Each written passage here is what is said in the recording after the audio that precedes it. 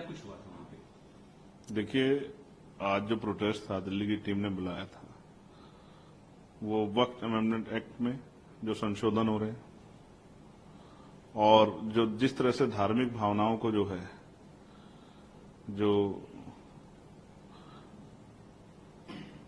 ईष्ट हैं धर्मों के, उनको के खिलाफ जिस तरह की टिप्पणियां की जा रही हैं, देश को अस्थिर करने का, माहौल खराब करने का काम जो किया जा रहा है, जिस तरह से चाहे हिमाचल हो या बहराइच में जो है एक तरफा कार्रवाई की जा रही है, टारगेट किया है, लोगों के घर जलाए गए, उनके मुआवजे का क्या होगा, मैं वहां जाना भी चाहता हूं, उसके लिए भी पार्टी जो है प्रिपरेशन कर रही है। इन सब चीजों को लेके आज दिल्ली की टीम ने एक प्रोटेस्ट बुलाया था। और जब हम अपनी लड़ाई को लड़ने जाते हैं तो विरोधियों को जो लोग चाहते हैं कि इस देश में कमजोरों पर जुल्म होता रहे, वो उसको रोकने का काम करते हैं। इस तरह की षड्यंत्रों साजिशों से हम लोग डरने वाले नहीं। मैं यह स्पष्ट कर दूं कि चाहे कितने भी षड्यंत्र साजिश कर ले जाए, जब कमजोरों के खिलाफ जुल्म होगा, उनकी धार्मिक भावनाओं को या किसी भी धर्म की धार्मिक भावनाओं को अगर भड़काने का या उनको प्रकोप करने का काम किया जाएगा, तो फिर मैं संविधान के आधार पर उस लड़ाई को लड़ने का काम करूंगा। या किसी एक धर्म के खिलाफ एक तरफा कार्रवाई, हिंसा जिस तरह की बहराइच में देखने को मिल रही है, मैं पहला शख्स था जिसने जिस बच्चे की जान गई है उसके लिए कार्रवाई की मांग की। साथ साथ उस कार्रवाई की आड़ में जिस तरह बुलडोजर की कार्रवाई को अंजाम देने का सरकार प्रयास करे, सुप्रीम कोर्ट के ऑर्डर के बाद भी नए नए कानूनों की बात करके, ये भी किससे छिपा हुआ नहीं कि इनका एकमात्र मकसद जो है एक बड़े समुदाय में भय पैदा करना है, उनको डराना, क्योंकि सरकारें भी जानती कि उनके लिए उनके पक्ष में बोलने वाला कोई है नहीं। तो सर, बहराइच में जो हिंसा हुई उसके बाद जो जैसे पकड़ा वो नेपाल भागने की फिराक में थे, उस पूरी घटना को आप कैसे देख रहे हैं? मेरा सबसे बड़ा सवाल ये है कि वो घटना हुई क्यों? क्या अगर किसी तय रूट पे कार्यक्रम हो रहा है तो क्या वहां पुलिस सुरक्षा व्यवस्था नहीं होनी चाहिए?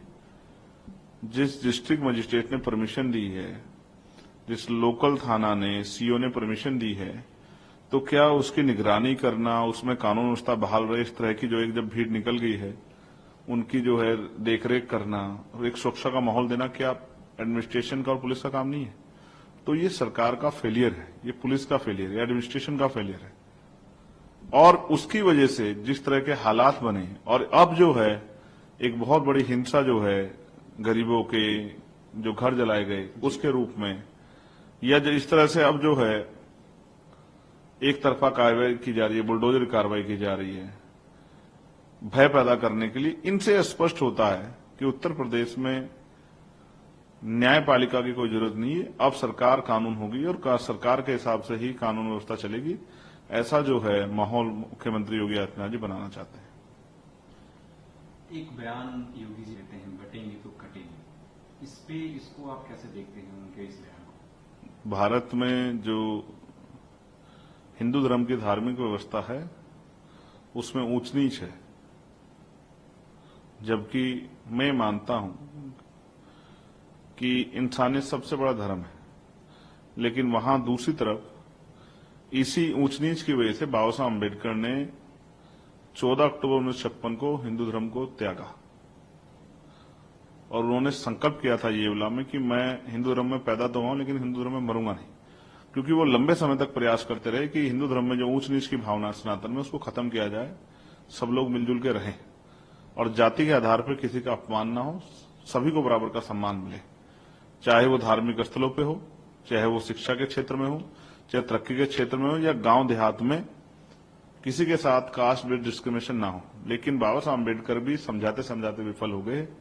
तो मुख्यमंत्री जी को, और मैंने कहा था कि आरएसएस प्रमुख को और प्रधानमंत्री जी को सबसे पहले काम ये करना चाहिए कि आज उनके पास पावर है तो जाति विहीन समाज बनाने की व्यवस्था करनी चाहिए। फिर बट ही नहीं पाएंगे, कटने की स्थिति तो बनेगी नहीं।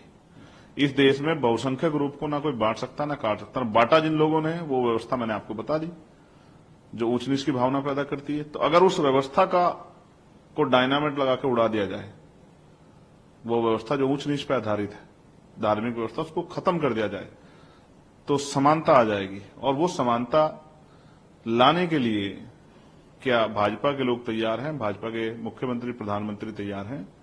या जो संगठन भाजपा को पीछे से शक्ति देता है वो संगठन तैयार है? वो समरसता कार्यक्रम चलाते हैं, लेकिन समानता कार्यक्रम क्यों नहीं चलाते? मोहन भागवत जी को आदेश देना चाहिए प्राइम मिनिस्टर को कि वो रात को 8 बजे या 10 बजे या 12 बजे आए और ये घोषणा करें कि आज के बाद कोई जाति नहीं होगी देश में, सब भारतीय होंगे और भारतीय होने पर गौरव महसूस करेंगे। कोई जाति का जो है, जाति के आधार पर ना किसी को सताया जाएगा और ना ही कोई जाति का दम लेकर किसी पर जुल्म कर पाएगा। ये दोनों व्यवस्था नहीं चलेगी, सब इंसान बराबर होंगे। आज क्या दिक्कत है? इसके लिए प्राइम मिनिस्टर किसी परमिशन की जरूरत है?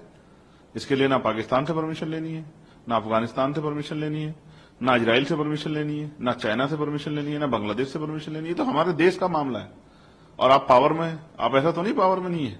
जब आप इनको नहीं चाहते बंटना दे, तो बंटने की शुरुआत कहां से हुई है?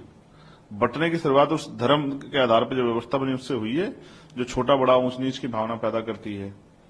तो इस भावना को सबसे पहले खत्म करना पड़ेगा, तभी शायद मुख्यमंत्री ये बात कहें तो अच्छा लगेगा। सर, अंत में एक प्रश्न है, 9 सीटों पे, असेंबली सीटों पे उपचुनाव है यूपी में, कैसी तैयारियां हैं? पूरी स्टेट की टीम अपना अपना काम कर रही है और जहां तक उत्तर प्रदेश की मुझे जानकारी है, वहां प्रदेश की टीम ने शायद 9 सीटों पर अपने उम्मीदवार घोषित कर दिए हैं। इसी तरह से राजस्थान की टीम भी जल्द अपने फैसले लेगी और इसी तरह से बिहार की टीम भी शायद आजकल में अपने फैसले लेगी और झारखंड में भी जो आने वाला चुनाव है, आम चुनाव, उसके लिए भी पार्टी ने कमर कस ली है। जहां तक मेरा मानना है कि जहां जहां पार्टी का संगठन मजबूत है, पार्टी को के दावेदार जो हैं, पार्टी मीटिंग में तय हुआ कि वो मजबूती से उतरेंगे और चुनाव लड़ेंगे।